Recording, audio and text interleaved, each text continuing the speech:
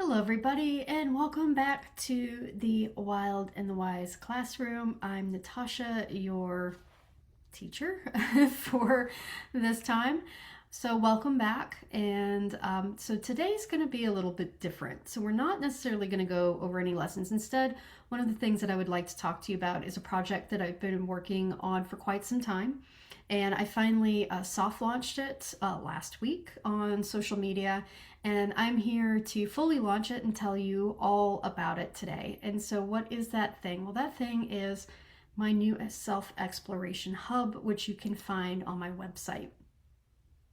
And so, I want to open by saying this, that today's podcast, or this week's podcast, is dedicated to all of the people who on the outside look like they're holding it together and look like they're actually doing a pretty good job of it, but on the inside they don't have ducks, they don't have rows.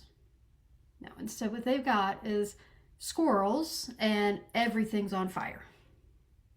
All right, so first off I want to say hi. I see you. And why do I see you? Because a lot of the time I am you. And one of the things that I realized in creating the self-exploration hub is that the world we live in values having it all together. We're expected to be organized and productive, emotionally regulated. We're supposed to be responsible and responsive, and somehow we're also supposed to be balanced at all times. We are expected to manage work, family, relationships, parenting, the home, our health, our goals, and then whatever personal growth journey that we're supposed to be on, whatever is trending that week. And so that sounds good in theory, but the reality is that most of us try to fit in an impossible amount of life into the same 24 hours. And those 24 hours, they get stretched really, really fast. And so let's just break it down.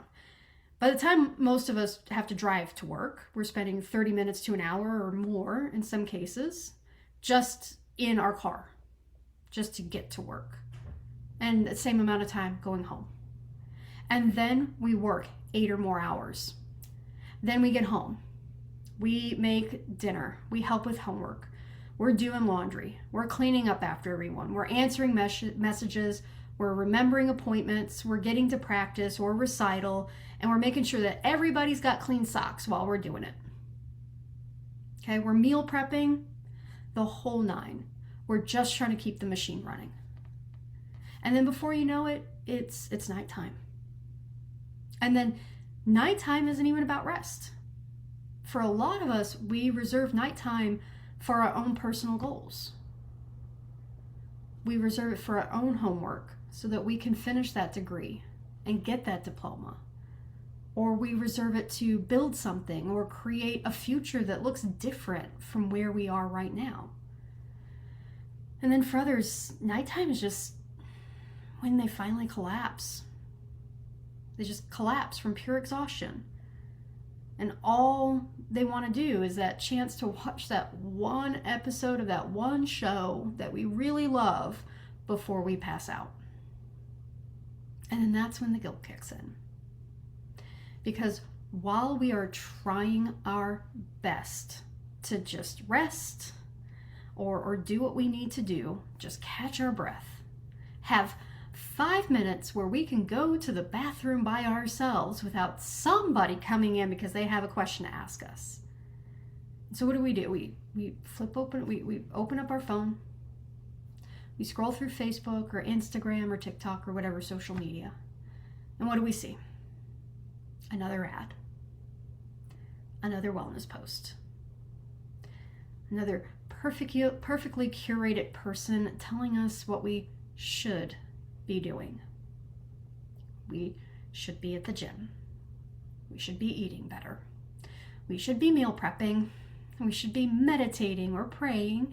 we should be drinking more water, and we need to be journaling and doing yoga and breath work and healing our inner child and organizing our home and being more present with the kids.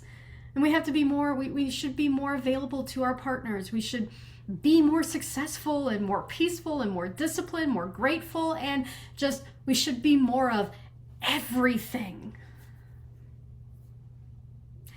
And eventually all those shoulds pile up and they make this mountain of guilt and anxiety. Not because the things themselves are bad. Okay, here's the thing, is movement is good, and yes, eating well is good, and the prayer, the meditation, the journaling, all of those things are beautiful and supportive, but when they get added to an already overloaded life as just one more thing that we're failing to do, then they stop feeling supportive. They actually stop being beneficial, and they start feeling like evidence that we're not enough. And so that's why I created the Self-Exploration Hub. I wanted to create at least one space where we can start from the truth of where we actually are, not where some internet stranger tells us that we should be. I wanted to create a space where we could recognize how busy our lives are, recognize that mountain of shoulds, and begin to understand that we don't have to keep living under the weight of all of that. So the Self-Exploration Hub is not there to hand you another impossible checklist. It's not there to tell you you need to become a completely different person by next week. No, it's there to help you slow down. It's there to help you get honest, and then just begin with one thing. Pick a tool. Pick a reflection. One moment of awareness. Because sometimes the first step isn't about doing more. Sometimes the first step is finally admitting how much you've been carrying, and then just asking yourself what you actually need from here. Now, if I were to pick a place to start, one of the first places that I would scroll to on the Self-Exploration Hub is the Discover section. Because before we can really change anything, we have to begin by getting to know ourselves again. We have to reconnect with what's already there, what's already happened within us, and what our body, mind, and emotions may have been trying to tell us for a really long time, and we just haven't been able to hear it yet. So in this section, what I have done here is I've included a few free tools that are designed to help you start the process in a simple but approachable way. And so one of the first tools that I have created here is the Find Your Dosha quiz. So if you're not familiar with Ayurveda, the easiest way I like to explain the doshas is this, is that we are all made of the same ingredients, but we have different recipes. So the doshas give you a way to understand those recipes a little more clearly. They help us look at our natural tendencies, our patterns, and what might look like balance for us, or what might look like imbalance for us. And so when you take the quiz and read through your primary dosha, the idea is that not everything there is going to apply to you perfectly. There may be parts where you think, yeah, oh wait, that sounds like me.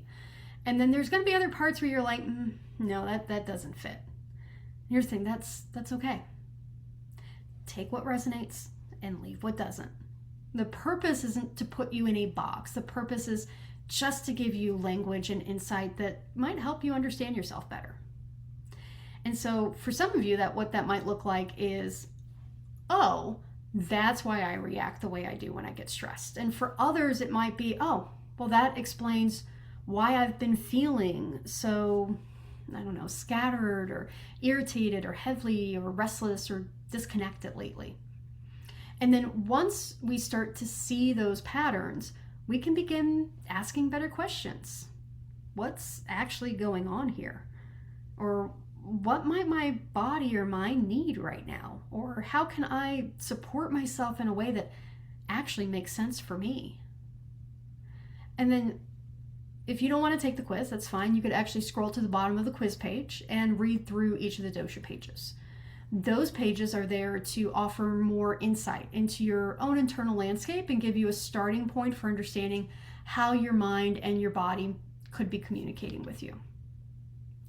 Now, the next tool is the body emotion map, and I created this both in a desktop and mobile friendly version because I wanted it to be something you could actually use in a way that fits your life.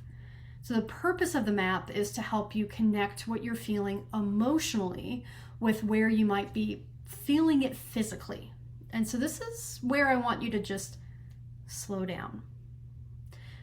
Look through the emotions you're experiencing and then move them to the places on your body where they seem to be showing up.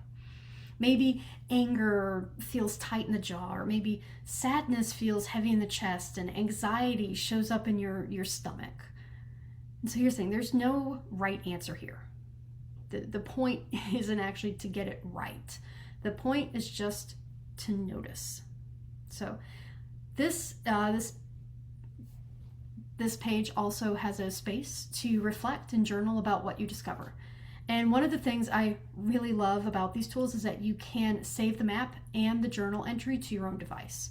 So you can print it out, add it to your journal, or keep it as a personal reflection so you can come back to it later, and then adjust it if anything has shifted. So the body emotion map gives you an opportunity to set aside some more intentional time for yourself and ask, what am I feeling and where am I feeling it? And then what could it be trying to show me? And that kind of check-in does sound pretty simple, but for a lot of us, we've never actually been taught to slow down and actually take notice of these things. So ultimately, what the Discover section is there to give you is just a place to begin.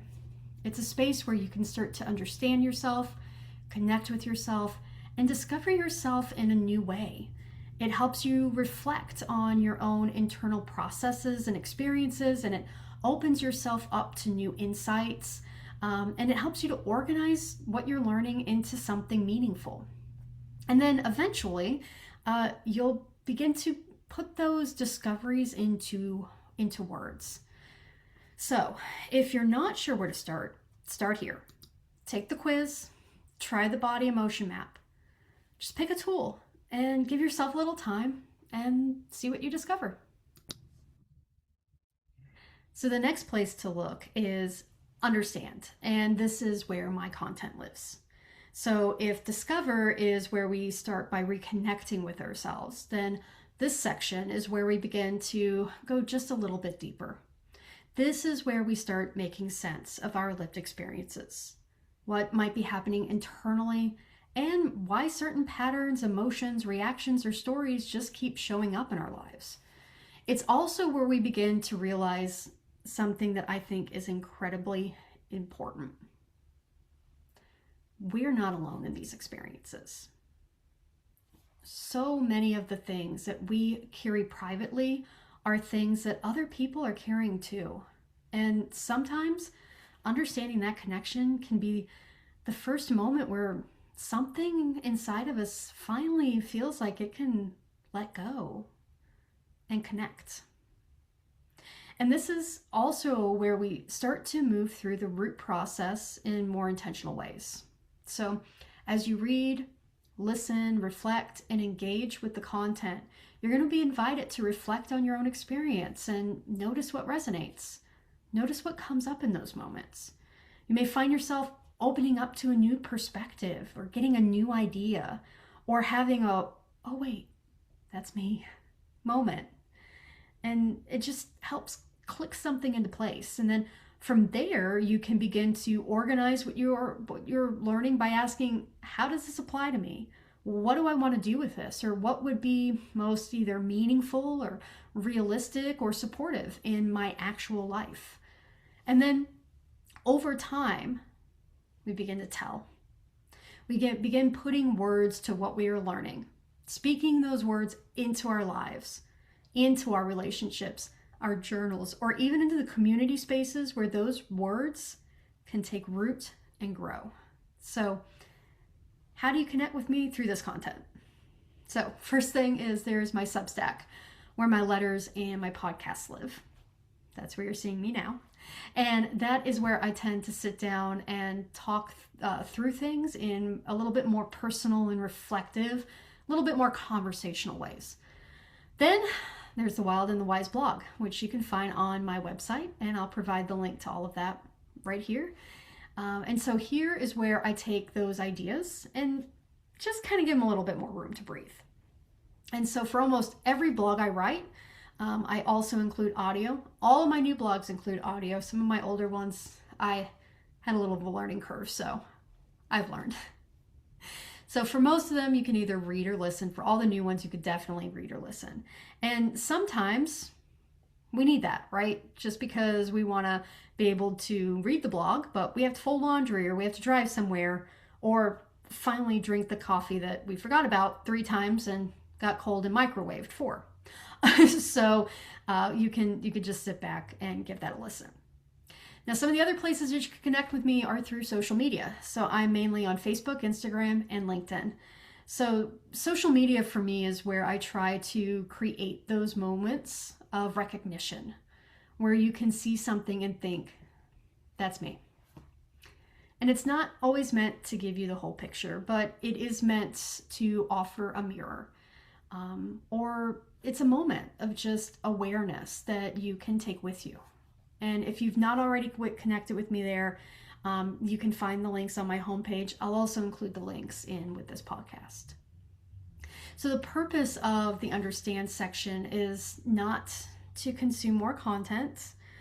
I don't actually want you to just consume this content. I actually want you to engage in it. I want you to start to understand it, because I want you to begin seeing the patterns, the through lines, and the stories that have shaped you. Because some of those stories are ours, like legitimately ours, but some were handed down to us through family and culture, generations of people who were doing the best they could with what they had, but it doesn't work for us now. And as we begin to understand what we've carried, either intentionally or unintentionally, we can start to decide what we want to keep, what we want to change, and honestly, what we're ready to leave behind.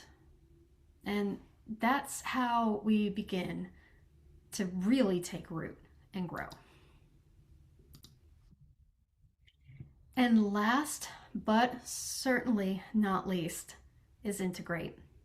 So integrate is where you will find my books, workbooks, and my guided tools. So this is the place where we can begin to take what we've discovered about ourselves and what we're beginning to understand about ourselves and other people and our environment and our situations and all of that mess, and turn that understanding into something a little more meaningful. This is where we begin to ask, okay, so now that I see this, what do I do with it? Because discovery matters and understanding matters, but at some point we have to begin integrating what we have learned into the way we actually live. And so the first book here that you'll find here is My Friendly Little Monsters. And technically it's a children's book, I'll be honest. But I'm also going to be honest and say, I don't see it as a children's book. I see it as a book for people of all ages, because most of us, whether we are kids or adults, we were never really taught how to understand big feelings. We were taught to be afraid of them, or to push them down, or to just behave ourselves and stop crying. Don't be dramatic, just get over it. Those sorts of things. But I want you to know, and I want you to know through this book, that those big feelings are not here to hurt us. They're not there to scare us. They're there just to get our attention. They're letting us know that something is happening inside of us, that we need something in that moment. And so this book breaks those feelings down into something more manageable, something more approachable, and something we can actually work with instead of experiencing emotions as just this one giant overwhelming monster that we don't know how to face. And then from there, we can begin to look at habit change and the patterns that, again, we may have inherited or we've practiced and repeated or carried forward without really realizing it. And so this is where the breaking the cycle comes in. And so I do have the Breaking the Cycle mini workbook. And this is a great place to start if you're just beginning to think about the patterns in your life. It gives you an introduction of the work of recognizing cycles, whether they're personal, family, generational, whatever the case may be.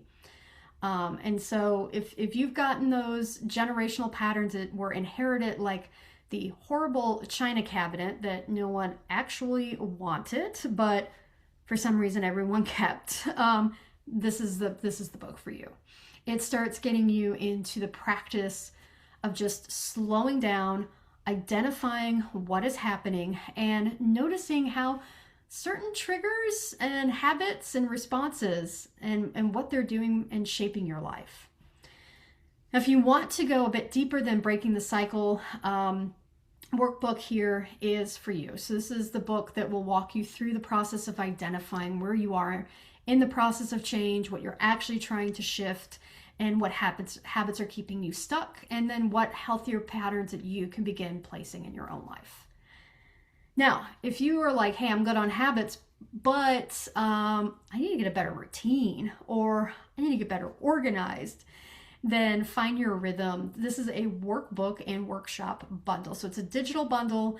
When you purchase it, you're going to get both the workbook and the workshop video that's going to go with it. And so the whole point of this is to help you to start realizing that you have your own natural rhythm. Because here's what a lot of people don't tell you, that this one size fits all routine, it doesn't work for everyone. Just because someone on the internet wakes up at 5 a.m.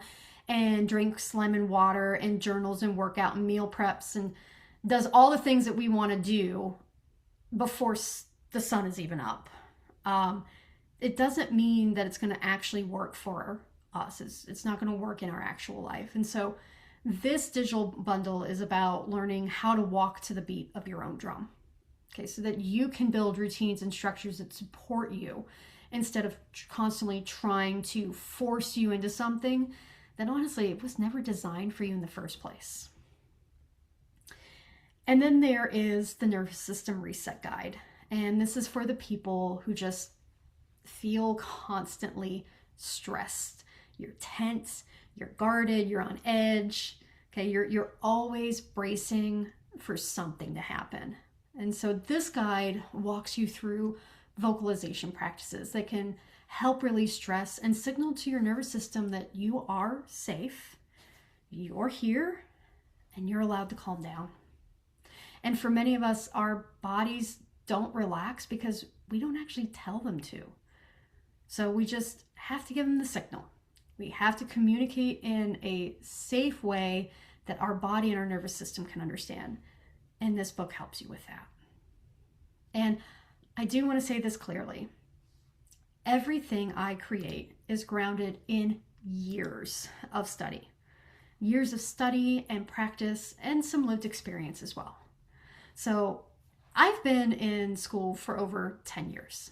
I have a bachelor's of science degree in psychology, a master's degree in Ayurveda and integrative medicine, and I'm currently working on a PhD in physiology and health.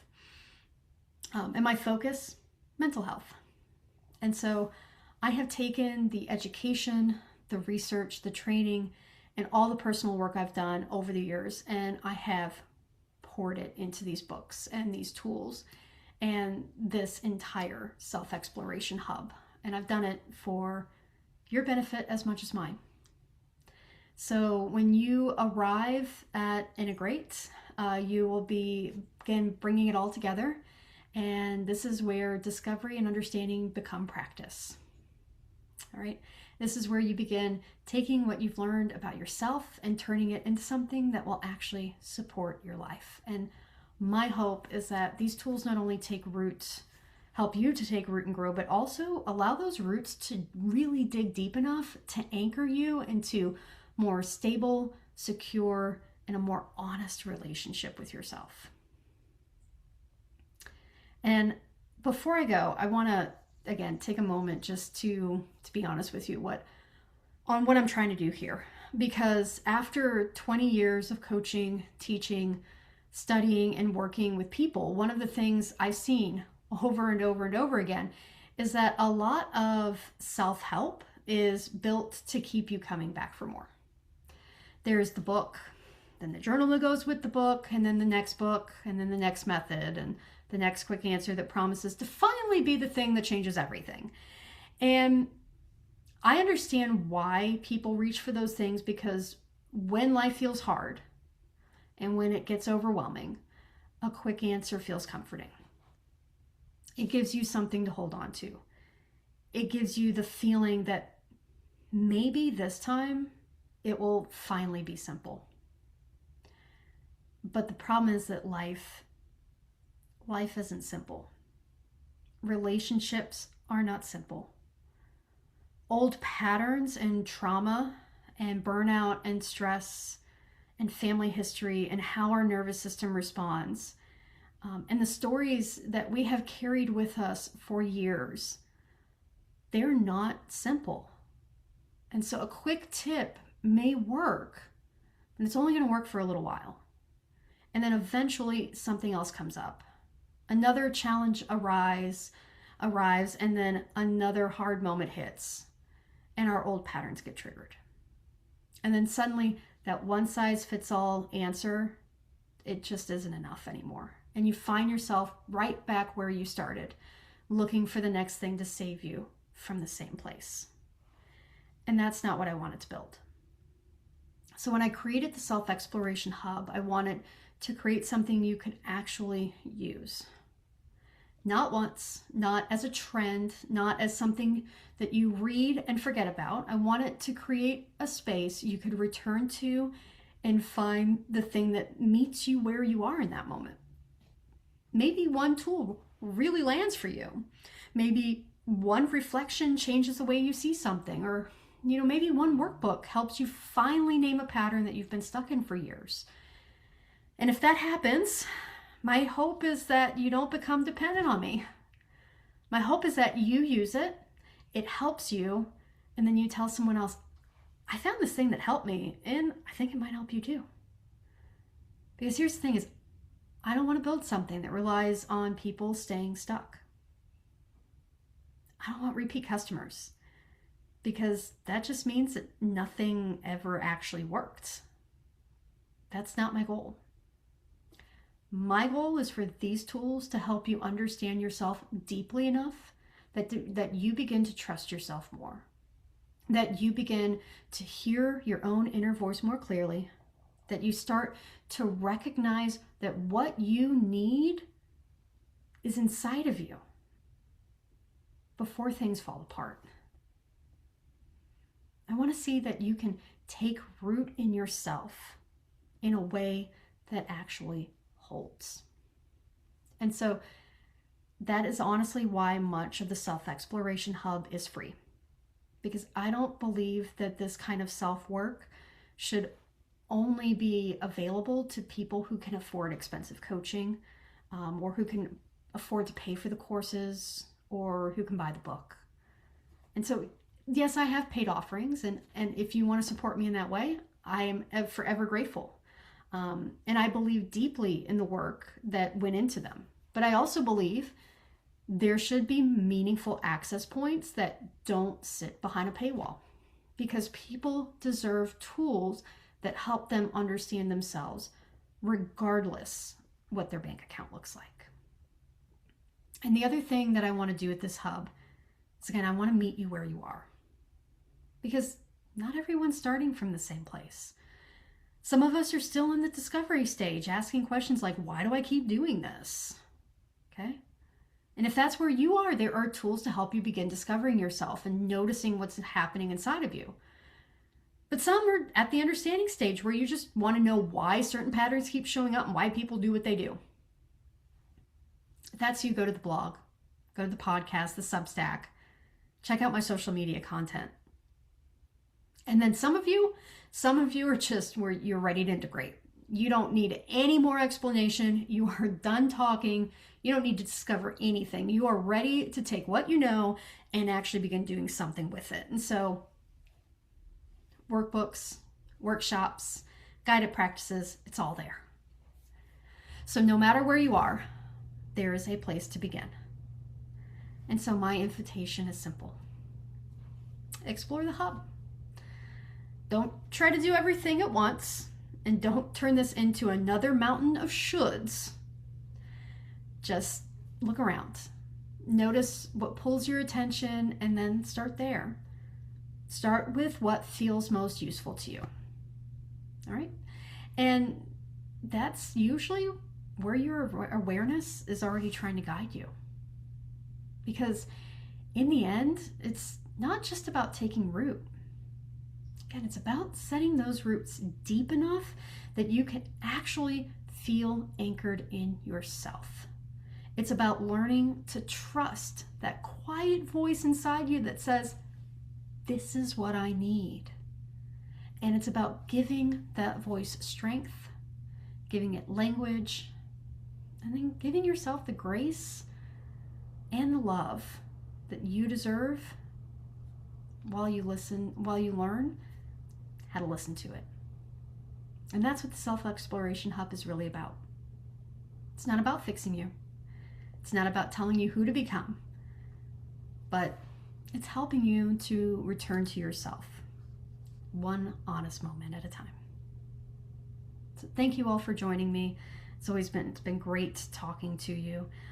Don't forget, we can check out the links in the description of the video here, where I'll give you a link to the Exploration Hub as well as to all the fun things that I have lined up for you. And I hope to see you in my comments, and I hope to see you around. Thank you all, and I'll see you next week.